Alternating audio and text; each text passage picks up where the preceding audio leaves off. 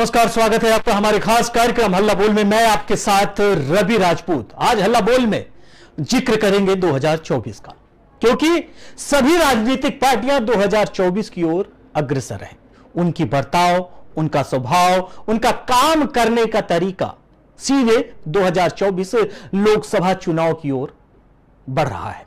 लेकिन मौजूदा समय में भारतीय जनता पार्टी ने 2024 के लोकसभा चुनाव से पहले प्रदेश इकाई में बड़ा बदलाव करने की आहट ठान दी है। आपको बता दें, पंजाब, झारखंड, आंध्र प्रदेश और तेलंगाना में नए प्रदेश अध्यक्षों की नियुक्ति की गई है।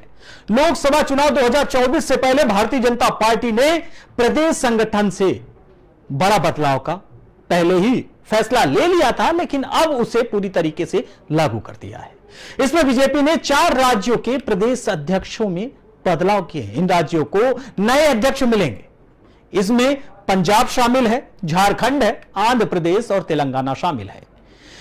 इस लिस्ट में एक बात साफ हुई है कि बीजेपी ने दूसरे राज्यों से आकर उसका दामन थामने वालों को तवज्जो दी है। यानी कि जो दूसरे राज्य से हैं, दूसरे पार्टी के नेता हैं, अगर वो बीजेपी में शामिल हुए हैं तो उन नेताओं को तवज्जो मिला है। बीजेपी ने बाबूलाल मरांडी को झारखंड और सुनील जाखड़ को पंजाब की जिम्मेदारी सौंप दी है।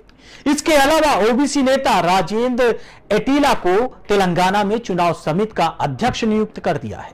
सुनील जाखड़ को अश्विनी शर्मा की जगह लाया गया है। वहीं सुनील जाखड़ ने कांग्रेस को छोड़कर भारतीय जनता पार्टी का दामन थाम लिया था। लेकिन 224 के आपको बताते चले, माफ करिएगा, 2024 के चुनाव से पहले जिस तरीके से सुनील जाखड़ को पंजाब में बड़ी जिम्मेदारी दी गई है, इससे अंदाजा लगाया जा सकता है कि भाजपा सुनील जाखड़ को चेहरे के रूप में पंजाब में सामने लाई है। ऐसे भी कयास लगाए जा रहे हैं कि बीजेपी का अकाली दल के साथ दोबारा गठबंधन हो सकता है। ऐसे में एक बार फिर से हिंदू सिख भाईचारे वाली राजनीति होगी। यह भी चर्चा है कि गुरदासपुर सीट से 2024 में सुनील जाखड़ को भाजपा का चेहरा बनाया जा सकता है, क्योंकि अभिनेता सनी देओल को लेकर जिस तरह से नेगेटिविटी फैल रही है, उसकी कमी को सुनील जाखड़ ही पूरा कर सकते हैं। सुनील जाखड़ पंजाब की अबोहर सीट से विधायक और गुरदासपुर से सांसद भी रहे हैं। वहीं पंजाब में नेता विपक्ष रह चुके सुनील जाखड़ के पिता बलराम सिंह जाखड़ कांग्रेस का एक बड़ा चेहरा रहे हैं। इसके अलावा केंद्रीय मंत्री और सांसद जी किशन रेड्डी को तेलंगाना का प्रदेश अध्यक्ष बनाया गया है। तेलंगाना में इस राज्य के अंत में, यानी कि पूरी तरीके से चुनाव होने हैं इस साल के अंत में।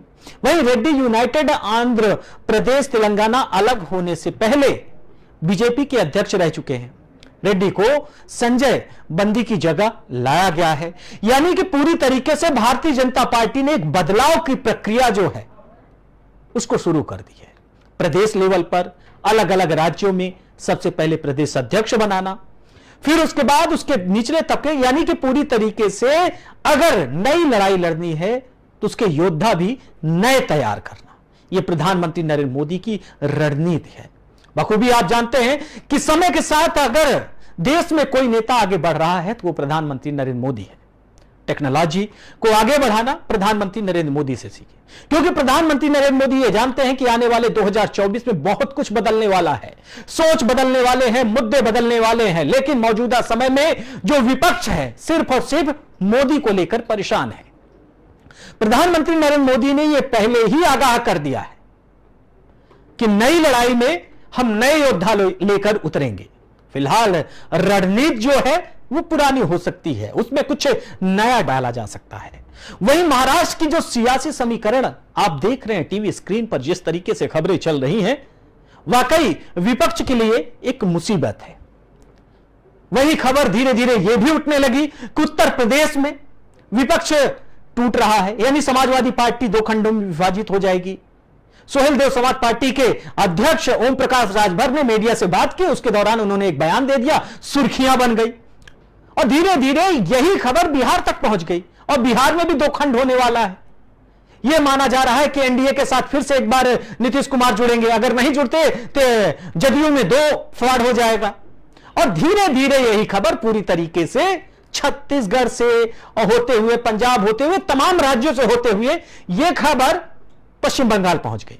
यह माना जा रहा है कि ममता बनर्जी की पार्टी में भी दो धड़ बन जाएंगे, यानी कि जो सियासी गणित है और सियासी समीकरण, वो समझ में नहीं आ रहा कौन कहां जा रहा है, कौन किसके पास जा रहा है, लेकिन सबका जो फोकस है, सबकी जो मकसद है, वो 2024 लोकसभा चुनाव है।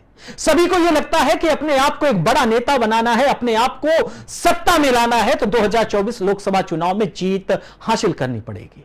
चाहे वो सांसद हो, चाहे मंत्री हो, मुख्यमंत्री हो, या तमाम जो पार्टी के अध्यक्ष हैं, उपाध्यक्ष हैं या पार्टियां हैं, सबका एक मकसद है। नेता यह चाह रहा है कि हमारा पार्टी में अच्छी खासी हमारी वैल्यू हो, और पार्टी यह चाह रही है कि हमारे पास सत्ता हो। यानी कि जो कुछ भी आपको दिख रहा है बखूबी 2024 को लेकर ही दिख रहा है। हर नेता एक दूसरे पर आरोप, टीका टिप्पणी, प्रत्यारोप, झूठे भी सही भी, इन सब का मकसद 2024 इतना अहम क्यों है? आपको पता है कि 25 यानी कि आधा, 50 यानी कि पूरा। अब सबको है कि अगर 2024 में पार्टी की सत्ता बनती है तब पर भी हमारा वर्चस्व होगा। हर पार्टी के नेता इसीलिए लड़ाई में लगे हुए हैं कि 2024 में किसी ना किसी तरीके से या तो हमारी पार्टी जीते या तो हम जीते। अगर पार्टी जीतती है तो कुछ ना कुछ तो मिलेगा, सत्ता है भाई हमारी पार्टी का। अगर बाई द वे पार्टी नहीं जीतती तो हम तो जीतने चाहिए, हम तो सरकार में होने चाहिए, हम तो, हमारे पास संवैधानिक पद तो होना चाहिए। यानी कि पूरी तरीके से आप चाहे महाराष्ट्र हो, उत्तर प्रदेश हो, बिहार हो, पश्चिम बंगाल हो, दिल्ली हो, हर राज्यों में जो गणित है सिर्फ और सिर्फ सबके सामने 2024 है। वहीं उसके पहले 2023 जो मौजूदा चल रहा है, जिसकी रफ्तार थोड़ी स्लो है। मध्य प्रदेश में, छत्तीसगढ़ में, राजस्थान में अभी विधानसभा के चुनाव होने हैं, लेकिन उनका जिक्र नहीं हो रहा है, क्योंकि आने वाले कल में तो बड़ी लड़ाई है, पूरा देश है, 3 राज्य किस काम के। भारतीय जनता पार्टी के पास जो बड़े योद्धा के रूप में है, जो पूरी तरीके से इस रण में मेन रथ जिसके पास है, जिनके पास डोर है, वो है प्रधानमंत्री नरेंद्र मोदी। सभी पार्टियों को यह लगता है, नेताओं को लगता है कि प्रधानमंत्री नरेंद्र मोदी का तोड़ नहीं है, तो कुछ ऐसा किया जाए कि जिससे कि यह माना जाए ना कुछ तो सत्ता में काबिज हो जाए, सत्ता में काबिज ना हो तो अपनी पार्टी की सरकार बन जाए, किसी प्रदेश में लोकसभा का चुनाव जीत जाए, सांसदी मिल जाए, तमाम चीजें हैं। लेकिन मौजूदा समय में भारतीय जनता पार्टी की चाल को समझना होगा।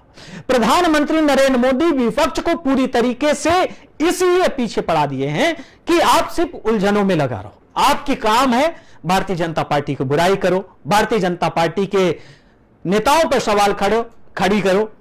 और सवाल यह है कि महाराष्ट्र की जो राजनीति है मौजूदा समय में, यह चर्चा का विषय है। एनसीपी, कांग्रेस, शिवसेना में 2 गुट, एक शिंदे उद्धव गुट, बीजेपी है ये। अब पूरी तरीके से भारतीय जनता पार्टी ने सभी पार्टियों को इधर लगाते हुए अब यानी कि पीछे से अब खेल खेल रही है।